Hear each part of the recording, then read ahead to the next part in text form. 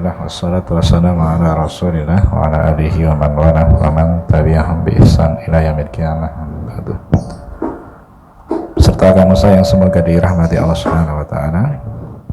Alhamdulillah, puji syukur kita haturkan kehadirat Allah Subhanahu wa taala. Di sore ini kita diperjumpakan kembali dalam rangka untuk bertolabul ilmi, mengkaji sebagian dari ilmu agama Allah Subhanahu wa taala. Itu khusus yang berkaitan tentang ilmu mengenai fikih wanita yang disarikan dari kitab Fiqhus Sunnah lin Nisa, yang seperti biasa akan disampaikan oleh guru kita Ustaz Enggar Subrantara hafizahullah ta'ala. Tidak lupa salawat serta salam semoga senantiasa tercurah bagi junjungan kita Nabi Muhammad sallallahu alaihi wasallam beserta keluarga, para sahabat dan pengikutnya hingga akhir zaman nanti. Dan alhamdulillah telah hadir bersama kita Ustaz Enggar Subrantara hafizahullah di Rumah Tahfidz Syiar Sunnah Nabawiyah Jawa 6 Situluhur Gudel Sleman, Daerah Istimewa Yogyakarta. Untuk itu kepada beliau kami persilahkan, tafadhol ya Ustaz.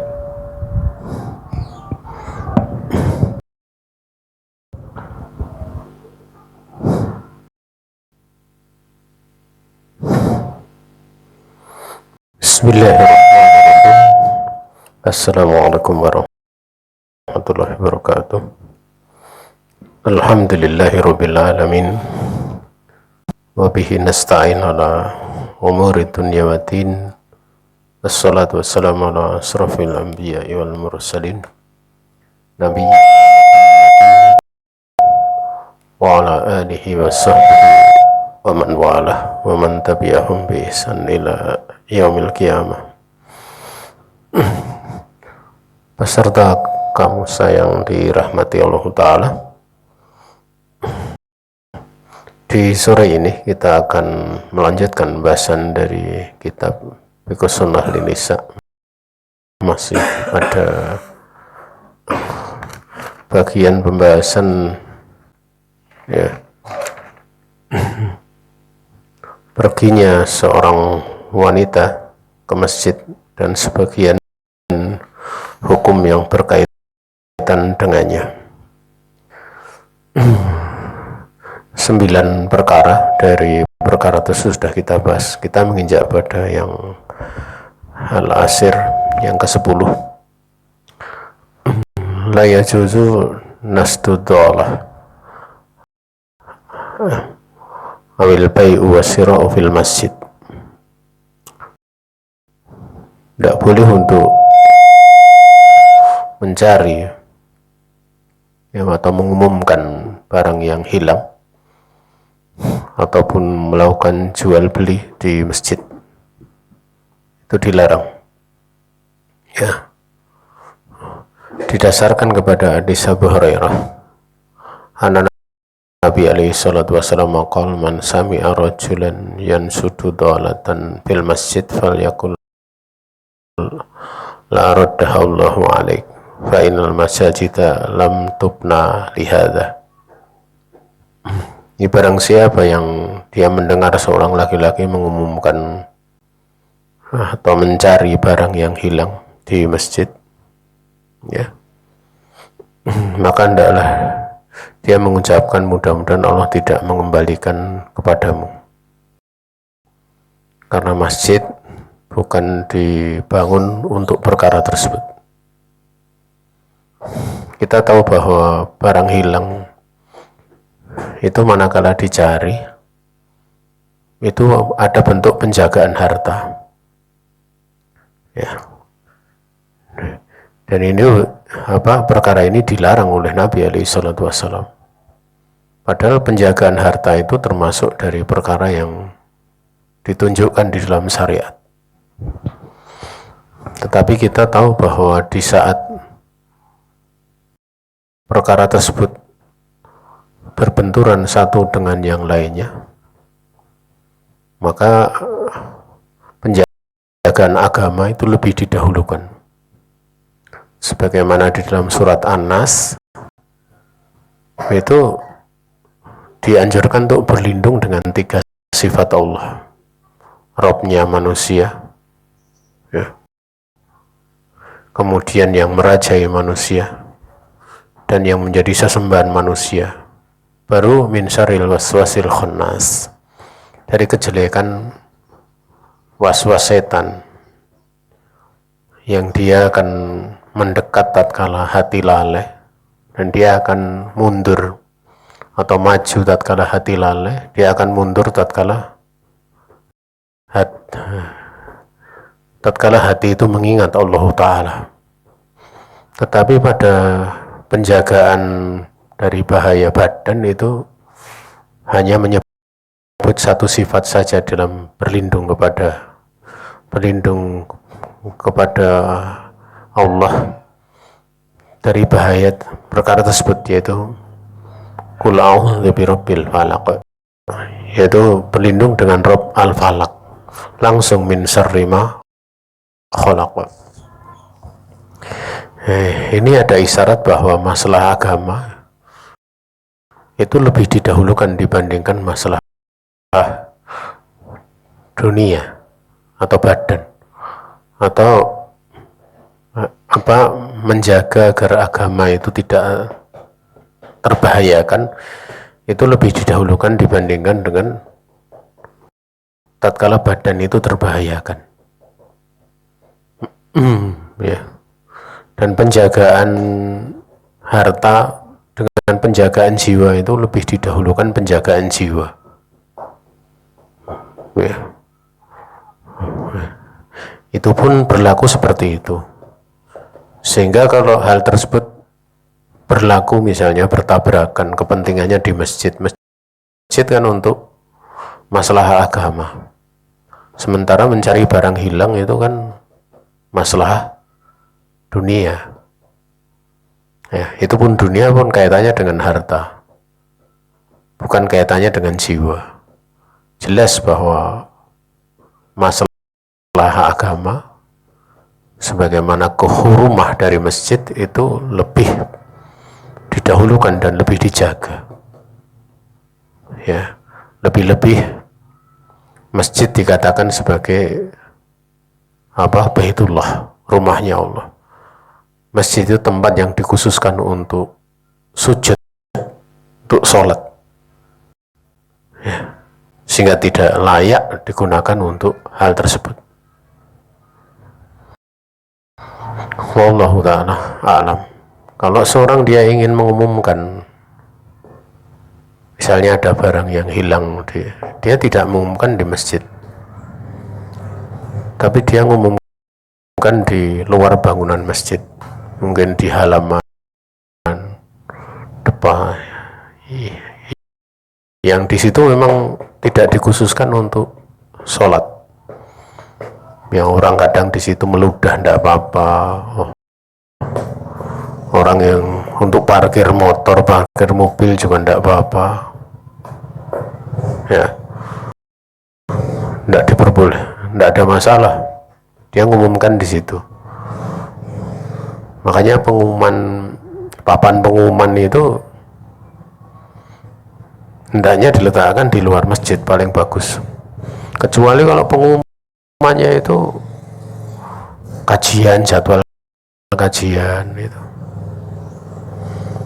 ya, itu tidak ada masalah. Tapi kadang pengumumannya itu penerimaan mahasiswa baru lah gitu,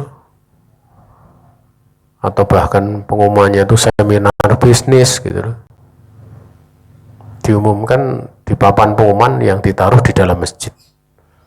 Nah, itu tidak boleh itu seperti itu. Bagaimana dengan pengumuman kematian? Ya hampir sama. Ya, pengumuman kematian. Ya. Yang di dalam masjid itu yang kalau mengumumkan kematian tidak boleh. Tapi kalau mengkhabarkan, ya, dari person misalnya mengatakan si fulan meninggal, ya tidak apa-apa. Tapi kalau mengumumkan itu tidak diperbolehkan itu. Pakai speaker dan lain sebagainya. Tidak paham tentang masalah ini kecuali ahli sunnah, kecuali ahlul hadis, kecuali penuntut ilmu. Jadi kalau beragama itu hanya berdasarkan kebanyakan manusia ya pasti tidak akan beramal dengan rinci gitu. Karena kalau sudah menyangkut beramal dengan manusia itu, kebanyakan manusia ya hanya yang tahu yang umum-umum saja gitu. Ya, yang umum saja. Misalnya berhijab ya. Berhijab ya mereka tahunya pembahasan seputar tidak boleh atau yang ditampakkan hanya tangan dan telapak dan muka misalnya, walaupun itu ada pembahasan lain gitu loh ya.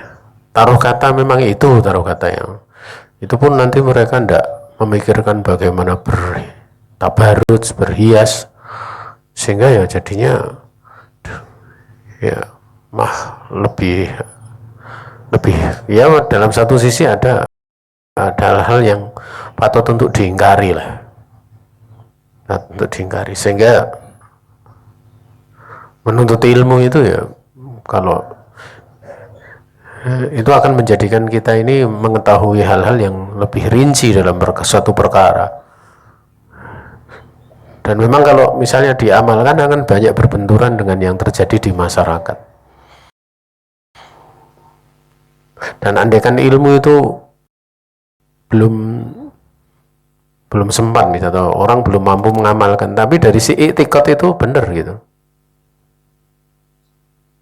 dia tahu kalau itu haram, sehingga kalau melakukan keharaman dia merasa berdosa. Tapi kalau orang itu tidak tahu ilmu, ya dia melakukan tidak akan merasa berdosa, nyantai saja, biasa, bahkan bisa mandang aneh gitu. Ya, itu bedanya orang berilmu.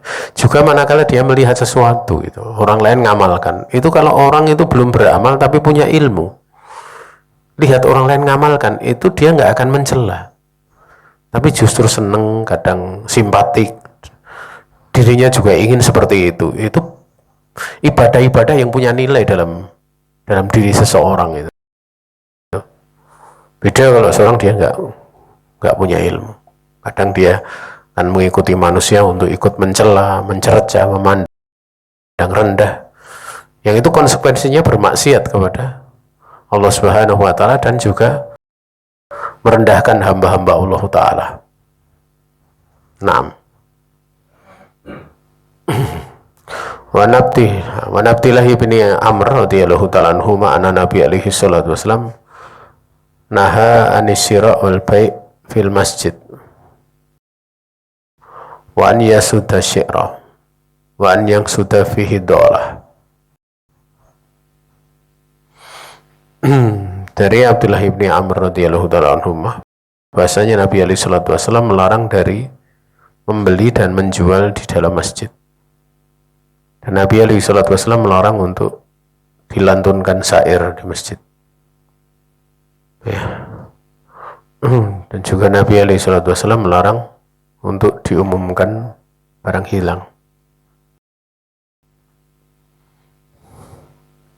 Wallahu ta'ala a'lam.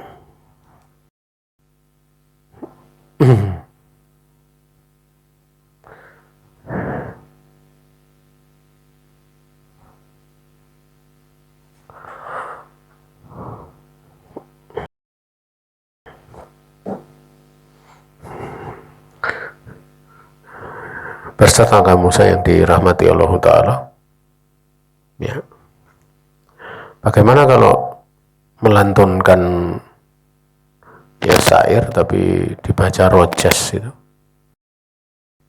dalam keadaan taklim kan di masjid itu? Kalau yang saya lihat saya pernah hadir di majelisnya salah satu ulama ya, syekh gitu loh. Kemudian qori'nya itu membaca dengan dibaca pakai rojas itu, rojasnya kayak lagu itu, dinasihatkan indah itu dilarang itu oleh syekhnya, tapi suruh baca biasa saja ya. ya, dibaca untuk biasa saja. Kalau orang mau tagoni, ya, berindah-indah membaca Al-Quran, itu yang bagus. Al-Quran dibaca dengan indah, dengan tanggoni. Karena Nabi SAW bersabda, man lam yatagonna falaisa minnah. Barang siapa yang dia di dalam membaca Al-Quran tidak dilakukan, dia bukan bagian dari kami. Ya, jadi memang dianjurkan untuk dilantunkan. Ya. Dan tidak perlu seorang berlebih-lebihan mempelajari ini bacaan itu gitu. Oh ini jiharkah gitu. Oh ini demikian, oh, ini aja, ya, ini itu macam-macam lah. Ada bacaan. Bahkan sampai berani menentukan Nabi itu bacanya jiharkah misalnya. Dari mana dia tahu? Orang yang seperti itu dia wajib mendatangkan apa? Riwayat tentangnya. Dari belajar kutubus sittah misalnya, dalam kitab-kitab hadis itu, seperti Sahih Bukhari, Sahih Muslim, Ashabus Sunan, yang 4,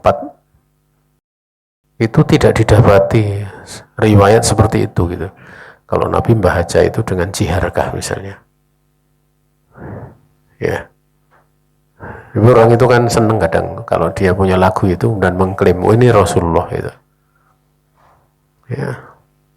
Ya seorang hendaknya dia membaca Al-Quran ya tartilan kamilan. Dia tartil dengan sempurna.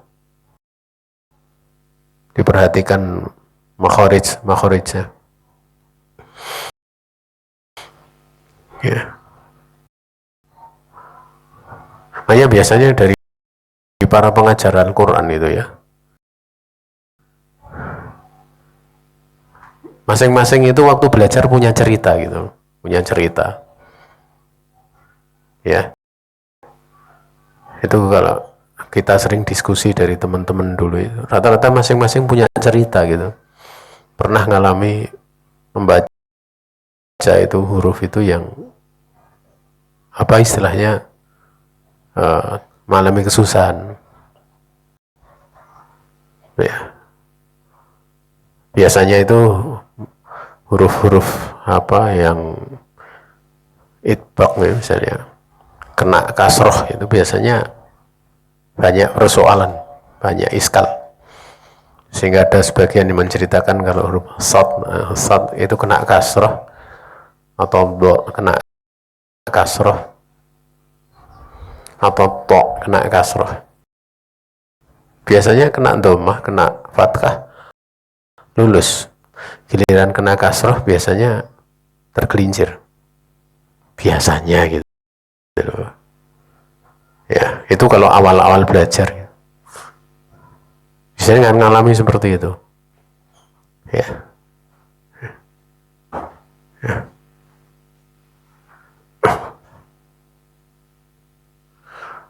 Dan masih yang lainnya. Wallahu ta'ala alam.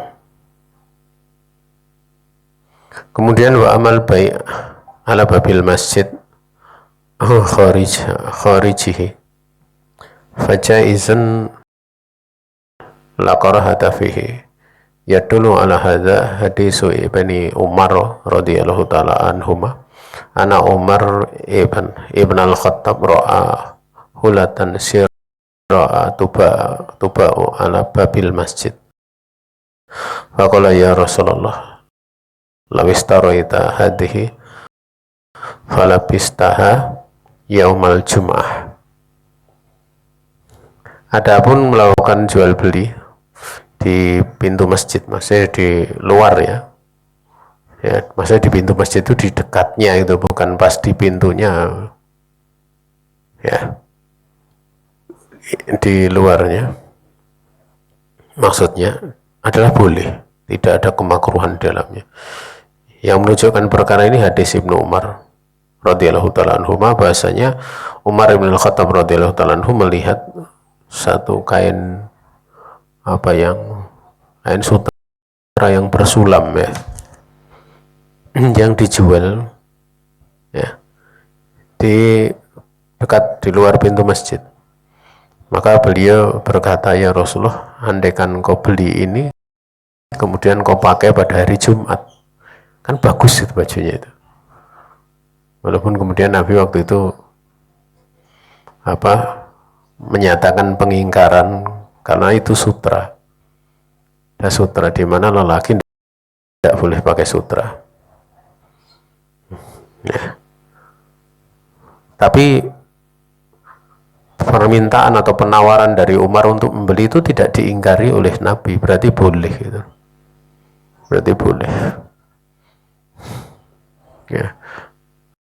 Nah, sekarang itu kan kalau masjid kadang pintunya belum tentu kadang ada terasnya gitu. Yang terasnya itu kadang tidak ada pintunya, bukaan. Ya. Itu bagaimana kalau di jual belinya itu misalnya kayak di itu loh, apa itu namanya, kalau tempat mau naik itu namanya telundak, atau bahasa Indonesianya apa itu namanya, tangga mau masuk rumah itu namanya apa, kan ada sap-sapan naik gitu ya, itu masuk di luar masjid atau masuk dalam masjid itu ya. Kalau itu la yumkin an yasjuda fih gitu, tidak mungkin untuk seorang dia sujud di situ gitu.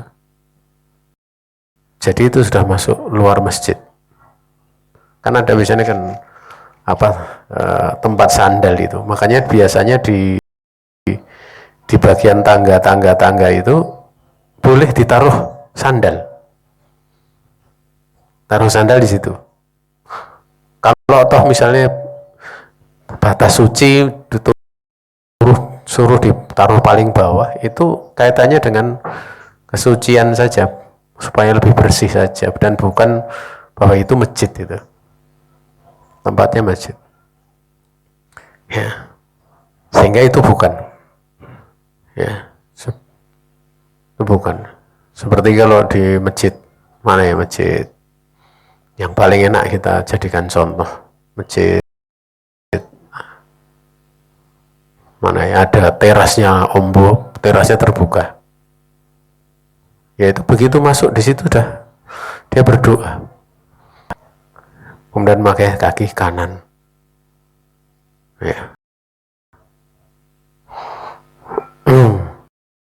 Wallahu ta'ala. Adapun tempat di luar itu seperti tempat parkir, halaman, itu bukanlah masjid,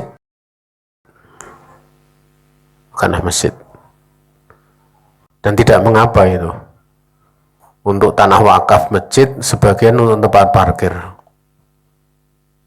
kecuali yang wakaf mengatakan ini pokoknya saya wakafkan masjid hanya untuk bangunan masjid semua, parkirnya di mana terserah gitu, wudunya di mana ya, dari rumah gitu. Akhirnya nggak dibikin tempat wudhu, nggak dibikin kamar mandi, bikin WC dan yang lain sebagainya ya. Wallahu ta'ala a'lam.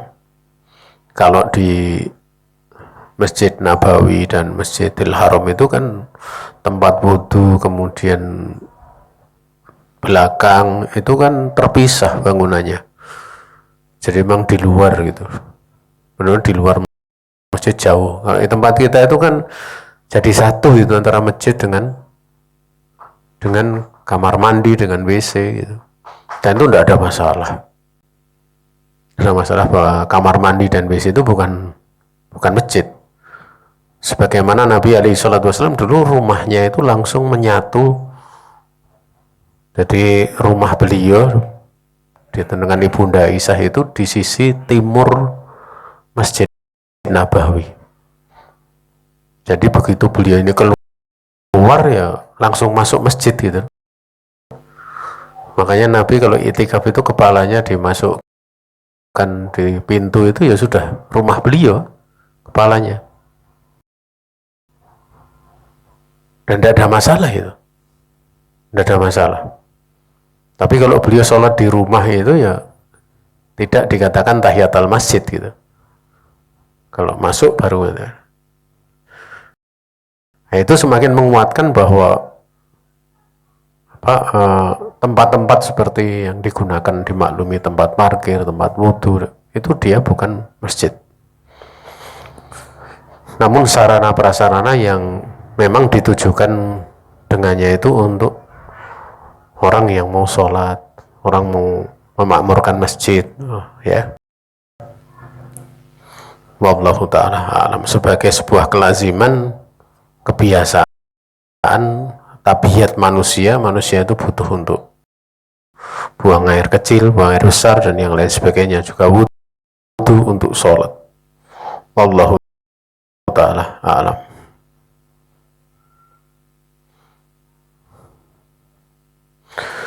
Dan mesti dibedakan ya antara perkara ini. Kalau seorang dia menunaikan hutang di masjid, nyaur utang,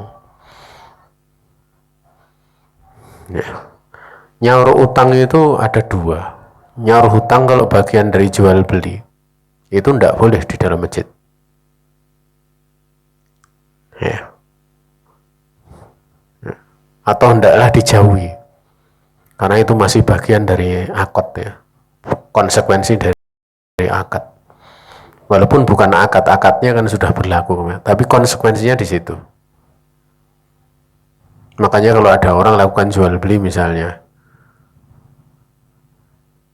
beli buku 100.000 gitu di luar masjid, tapi yang satu mengatakan bukunya nanti sore ya, pas asar gitu. Kemudian ada taklim langsung sudah dibawa itu, ini bukunya gitu. Tidak boleh itu dalam masjid nyerahkannya. Tapi kalau hutangnya itu babnya bab ihsan, bab membantu, bab menolong, bukan sifatnya itu istinsob, ya. Bukan sifatnya itu mencari penghasilan, ya, maka tidak ada masalah. Saya hutang 100.000 ya nanti, dari semata-mata hutang, kemudian ya nanti tak hutangi 100.000, semata-mata nolong,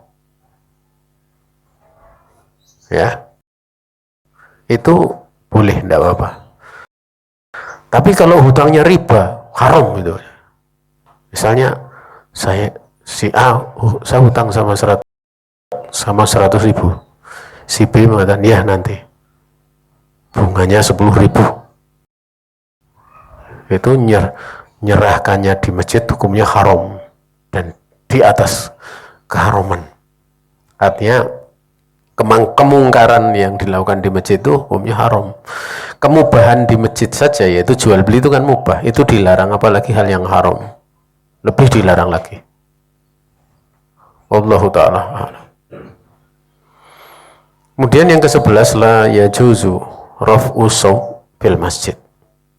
Tidak boleh mengangkat suara di masjid, maksudnya berbicara keras.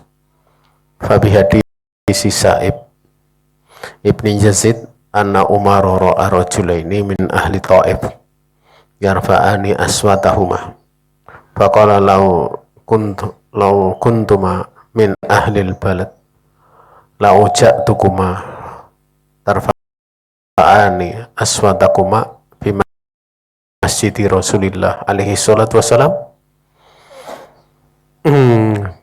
Dalam hadis Sa'ib bin Yazid, bahasanya Umar radhiyallahu ta'ala anhu, beliau melihat dua orang laki-laki dari penduduk Taif itu, keduanya mengangkat suara keduanya, ya, ngomong keras, ya. Kemudian beliau mengatakan, andaikan kalian berdua itu termasuk penduduk negeri ini, yaitu penduduk Madinah, niscaya benar-benar aku akan menyakiti kalian berdua. Karena apakah kalian itu mengangkat suara kalian di masjid Rasul alaihi salatu wassalam? Ini tidak diperbolehkan,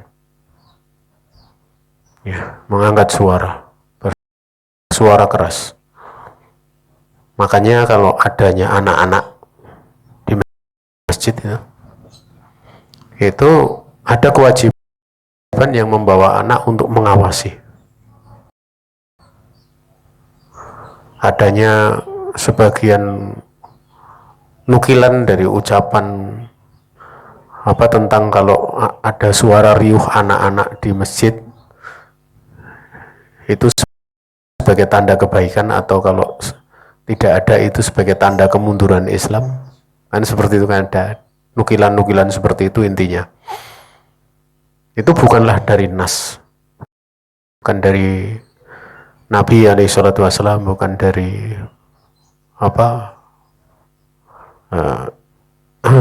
riwayat yang jelas, bukan dari riwayat yang sahih. Itu hanya nukilan dari sebagian perkataan manusia di masanya, kemudian dinukil di masa sekarang, dinukil di masa sekarang. Nah, ya. Dan memang menjadi sebuah kelaziman, atau taruh kata itu benar nukilannya, ya benar riwayatnya, benar seperti itu. Itu tidak boleh dibawa pada makna anak-anak kemudian teriak-teriak di masjid, bukan maknanya seperti itu.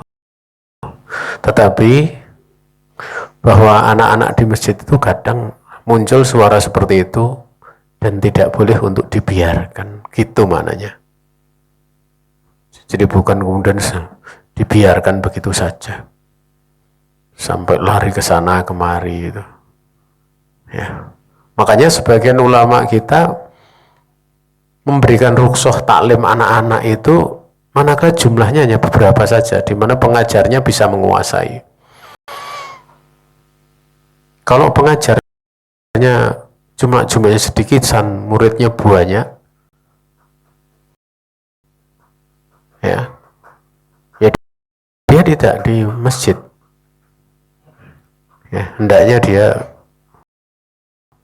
ada tempat khusus. Makanya madrasah anak-anak kecil itu kalau belajar itu tidak di masjid, ya. Di zaman Nabi itu kadang ada sahabat 1-2 yang kecil di masjid, ada diawasi orang tuanya. Tapi kebanyakan sahabat-sahabat yang kecil yang belajar langsung kepada Nabi itu di rumah Nabi, tidak di masjid. Ibnu Abbas, Anas bin Malik, ya, sahabat-sahabat yang anak-anak itu biasanya tidak di masjid. Tolong tunjukkan satu riwayat Nabi ngajar anak-anak di masjid, artinya banyak anak-anak. Tidak ada satupun riwayat. Tapi kalau ngajar dewasa kemudian ada anak-anak, itu maujud di zaman Nabi, ada di zaman Nabi.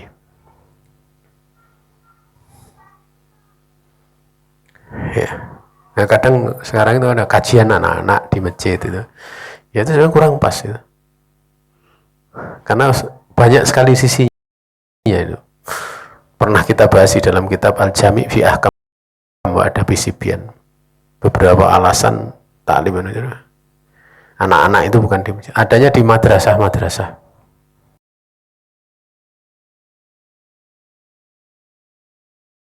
Akharin fala ba'as bih.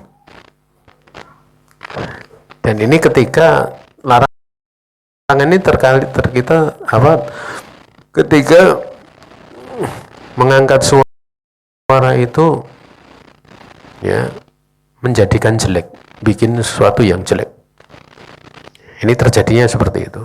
Adapun bercerita di masjid di mana tidak mengganggu yang lain, tidak masalah. Tidak ada masalah.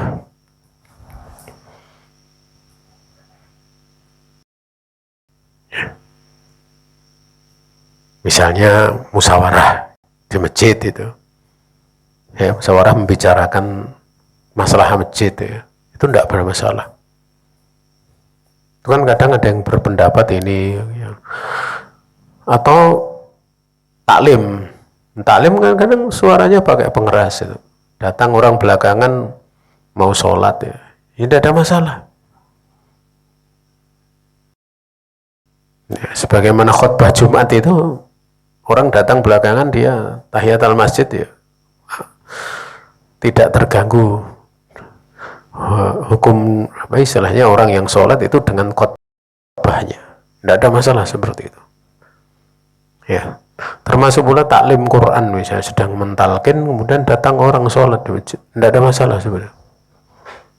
Tapi kalau qiraatul Quran ya furoda itu sendiri-sendiri, yang ini ngangkat, yang ini ngangkat, itu tidak boleh ya, itu mengganggu, tidak boleh seperti itu. Nah, taswis itulah yang dikatakan oleh Nabi alaihi salatu wassalam bahwa kalian itu ya, munajin robbah, inna kullakum atau tanpa ina ya, kullukum munajin robbah fala yu'ti ba'dukum ba'du bil qira'ah. Kalian dari setiap kalian itu berbisik kepada Robnya, pada Robnya. Maka jangan sebagian dari kalian itu mengganggu dengan yang lain itu dengan bacaan Quran kalian ya. Makanya kalau masjid ahli sunnah kan jadinya rame itu nanti kalau pas taklim saja ada suara itu ada. Waktu lain paling adzan kemudian taklim itu seperti itu. Kalau masjid-masjid selain ahli sunnah itu belum subuh itu udah nyanyi-nyanyi gitu. Nyanyinya saya setel ke kaset itu. Ya, rumangsane ngundang uang itu. Tapi itu tidak sesuai dengan sunnah Rasulullah Sallallahu Alaihi Wasallam. Belum lagi nanti kalau habis adzan masih ada puji-pujian, saat turunnya adzan masih di setel kayak itu nanti anu. Ya termasuk pula tidak layak itu di masjid kemudian dibacakan Quran di speaker atas itu, Quran tartil, Quran murotalnya siapa. Itu tidak benar seperti itu. Nah,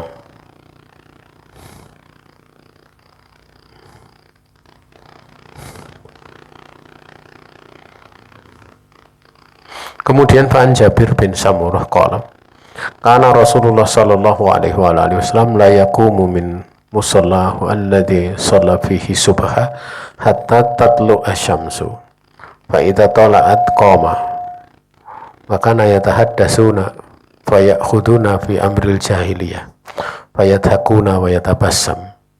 Dari Jabir bin Samurah dia berkata dalam riwayat Muslim ya,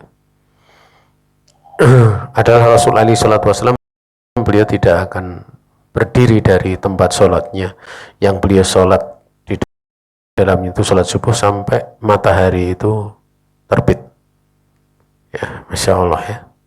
Tatkala matahari sudah terbit beliau kemudian berdiri, sementara mereka itu para sahabat waktu itu saling bercerita dan mereka akan mengambil cerita itu di masa jahiliyah. Artinya keanehan-keanehan waktu masih belum datang Islam itu kan banyak lucu-lucunya gitu, sehingga mereka itu bercerita kemudian mereka tertawa, dan Nabi kalau melihat para sahabat tertawa itu beliau tersenyum. Masya Allah ya, ini hiburan. Tapi tertawanya itu bukan sekedar tertawa, tapi ada ibrah gitu loh, bahwa memang di masa jahiliyah itu benar-benar nggak ketemu nalar tindakannya itu, sehingga patut untuk ditertawakan ya. Nabi pun beliau tersenyum ya. Dan ini hiburan yang diperbolehkan seperti ini kan nggak sampai terbahak-bahakan, hanya tertawa biasa saja dan tidak bikin gaduh sebagai sebuah perkara yang sifatnya tabiat. Perkara yang sifatnya tabiat, manusia itu kan kadang butuh hiburan kadang ya. Dan Nabi alaihi salatu wasallam akhlaknya Masya Allah ya. Para sahabat itu kan orang belajarnya seriusnya luar biasa mereka itu. diajak Nabi juga kadang untuk berjihad begini-begini. Tatkala beliau melihat para sahabat itu tertawa, ya, gembira itu, beliau pun apa istilahnya membiarkannya. Dia tersenyum gitu. Ya. Sampai dikisahkan itu ya. Ada ini tapi saya kurang sepakat ya, tapi ini dari sisi ini yang ada satu kisah itu ya, seorang mau mengajar di pondok pesantren, santrinya itu kebetulan sedang bercanda gitu, sedang tertawa-tawa, seneng banget itu. Nampak raut kesenangan dari santri itu di situ. Itu seorang guru ya, nggak jadi ngajar. Waktu ditanya itu kenapa kok nggak ada ngajar, alasannya bahwa mereka nyantri itu jauh dari orang tua, jauh dari ini gitu. Dan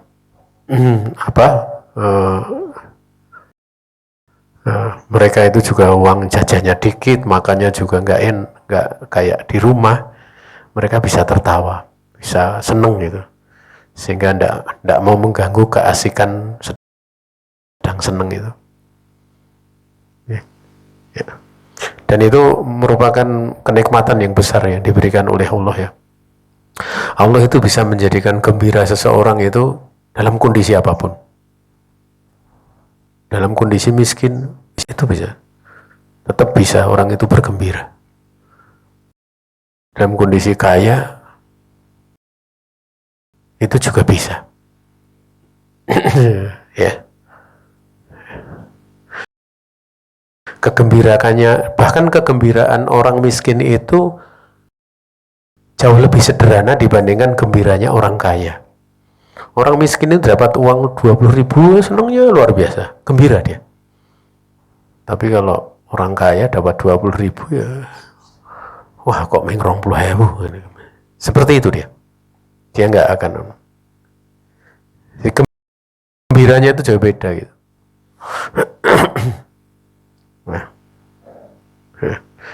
Dan orang dan juga dihamparkan berbagai macam kebaikan ya, yang itu tidak ada pada orang kaya kadang.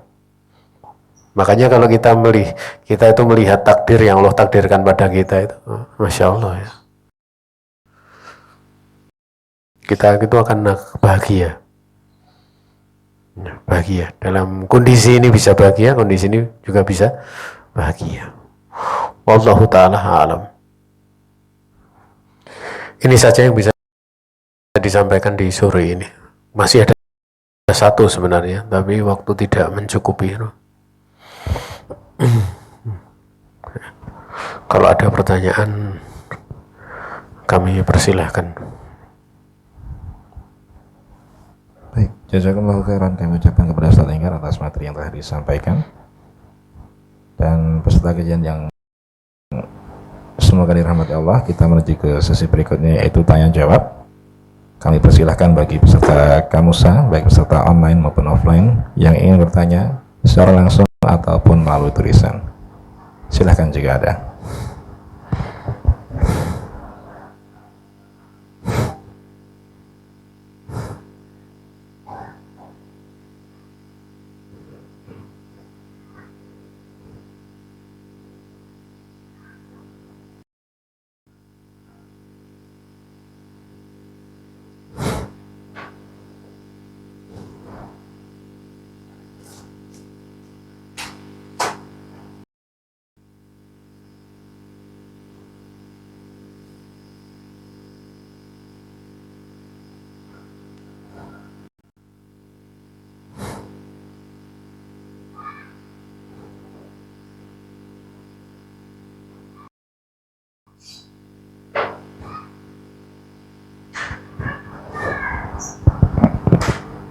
Misalnya, kalau yang tadi misalnya buka aplikasi all shop kayak marketplace Shopee atau Tokopedia di masjid, itu masuk dalam hal itu nggak, Ustaz? Misalnya check out di situ. Kalau kemudian dia melihat saja tanpa ada akad ya, dia makruh hukumnya. ya hukumnya makruh, tercela. Tapi kalau sampai dia masukkan keranjang dengan niat untuk dibeli, itu sudah tidak boleh itu. Ya, nanti akadnya kalau di luar misalnya, itu tidak di, walaupun itu tidak sampai atau belum sampai jual beli, ya, tetapi di situ sudah ada pendahuluan. Nah, dan itu lebih berat dibandingkan yang tadi, yang sekedar melihat-lihat. Kalau sampai kemudian dia nekan beli gitu, nah itu sudah haram, ya, kan haram. Tapi kalau misalnya di suatu rapat masjid mau beli ampli gitu loh, kita butuh ampli, kemudian untuk mengetahui apa ini ampli harganya berapa, kemudian seorang buka aplikasi hanya melihat saja, oh untuk sekitar, kemudian nanti oh ini kita butuh dana sekian gitu, dari takmir nanti nyiapkan, dari bendahara nyiapkan dana 2 juta misalnya, karena memang harga pasaran segitu, maka tidak apa-apa seperti itu, karena ada hajat, karena itu bukan pembelian, dia hanya sekedar melihat, oh ini di sekian, tidak apa seperti itu. Tapi secara asal kalau sampai ada akad, itu hukumnya haram. Tapi kalau mendekati kepada akad, ada sesuatu yang bisa ke situ, ya dia tidak beli, hanya melihat, hukumnya karohah, ya, wallahu ta'ala.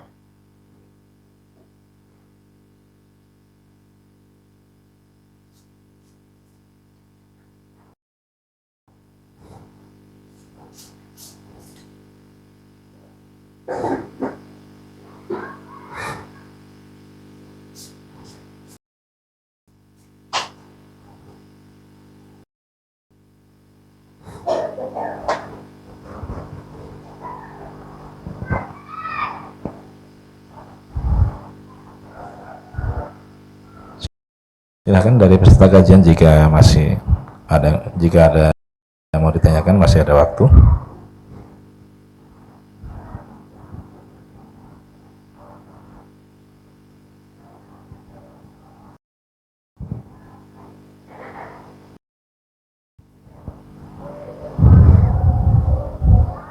Tidak ada, ya.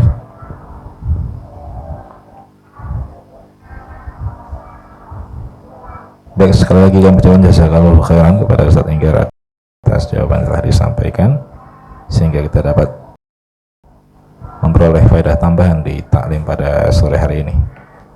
Dan para peserta kamu sayang dirahmati Allah Subhanahu wa taala, kita langsung menuju ke sesi yang terakhir, yaitu penutupan. Sebelum kegiatan ini ditutup, saya selaku pembawa acara, demikian pula mewakili rekan-rekan panitia yang bertugas, memohon maaf jika terdapat banyak kekurangan dalam penyelenggaraan taklim di sore ini. Kita memohon taufik kepada Allah Subhanahu wa taala agar kita dapat mengamalkan apa yang sudah kita pelajari. Kita akhiri taklim di sore ini dengan doa kafaratul majlis. Subhanakallahumma wa bihamdik, asyhadu an la ilaha illa anta, astaghfiruka wa atubu ilaik. Wassalamualaikum warahmatullahi wabarakatuh. Waalaikumsalam.